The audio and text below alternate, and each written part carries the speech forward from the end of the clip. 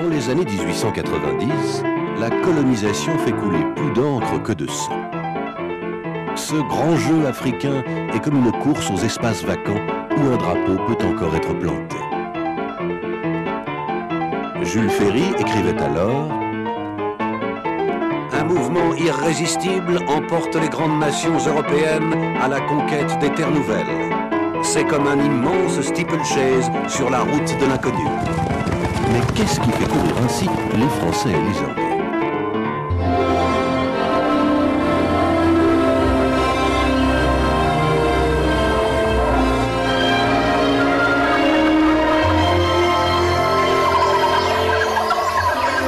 Les motivations économiques existent, mais les principaux objectifs de la colonisation sont plutôt politiques et stratégiques. Les Anglais veulent contrôler la zone du canal de Suez et de la mer Rouge, qui est pour eux une étape essentielle sur la route des Indes. La France et l'Angleterre poursuivent chacune à sa manière leur mission civilisatrice.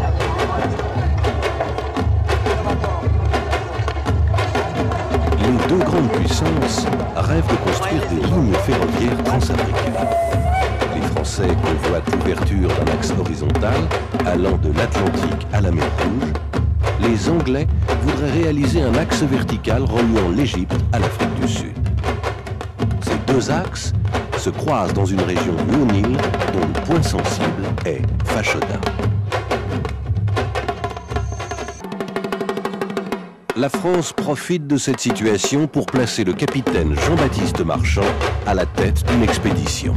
C'est la fameuse mission Marchand.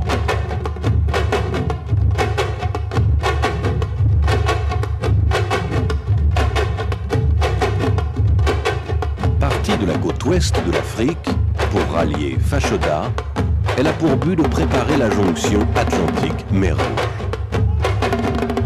Apprenant cela, les Anglais renforcent leur lutte contre les Mahdistes pour gagner de vitesse les Français dans la course au Nil et empêcher Marchand d'atteindre Fashoda.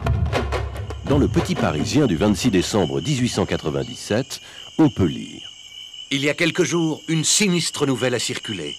On disait que les membres de la mission Marchand avaient été anéantis dans la région du Bahr el Ghazal.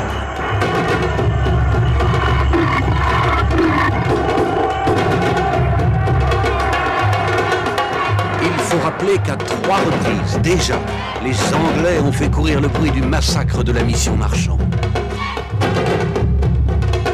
La nouvelle était fausse.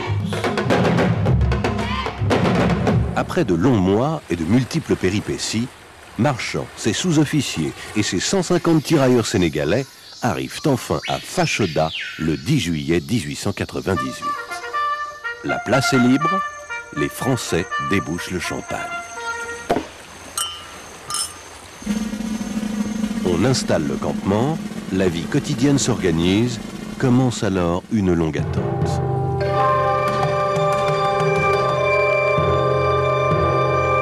Où sont les Anglais? Que font les Mahdistes? Pendant un mois et demi, les seules informations sont des rumeurs colportées par les indigènes Chiluk.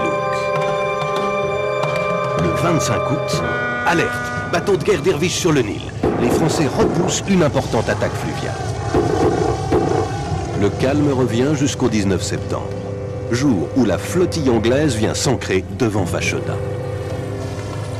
C'est le général Kitchener qui commande les troupes anglo-égyptiennes. Pour atteindre Fashoda, il a dû vaincre définitivement les révoltés mahdistes à Omdurman, en aval du Nil. L'armée de Kitchener est composée de 2000 combattants. La mission Marchand ne compte que 150 hommes. Marchand est prié de rejoindre Kitchener à son bord. L'Anglais est coiffé à l'égyptienne. Rencontre courtoise, mais tendue. Marchand est contraint d'accepter les conditions de Kitchener, qui exige que les couleurs égyptiennes soient hissées non loin du drapeau français, en attendant que les gouvernements français et anglais prennent une décision. À Londres, pour les dirigeants britanniques, la situation est claire. Ou Marchand quitte Fashoda, ou ce sera la guerre. À Paris, Théophile Delcassé, le ministre des Affaires étrangères, est pris entre cette intransigeance britannique et la lourde pression des nationalistes qui veulent maintenir le drapeau français à Fashoda. Delcassé choisit la paix. Il envoie un câble à Marchand, utilisant pour cela le système de communication anglais alors en place entre Londres et le Caire. Marchand fait le voyage de Fashoda jusqu'au Caire pour venir lui-même en prendre connaissance. Le message lui ordonne d'évacuer Fashoda et de rentrer en France. En 1899, un journaliste parisien écrit « Retour chargé de tristesse, tant d'efforts perdus. 3 années entières, s'être sacrifié pour le succès d'une entreprise inouïe et être obligé de rétrograder après le triomphe. » Malgré l'amertume et les regrets de Marchand et de nombreux Français, Delcassé a fait le bon choix. On ne va tout de même pas se faire la guerre pour l'Afrique.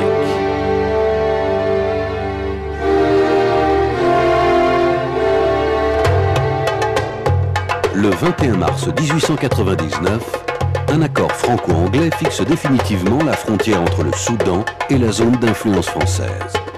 Comme la plupart des frontières africaines, elle a été tracée par les diplomates européens, sans tenir compte des populations indigènes. L'affaire Fashoda est la dernière grave crise franco-anglaise. Son dénouement pacifique ouvre la voie au rapprochement diplomatique. C'est le début de l'entente cordiale.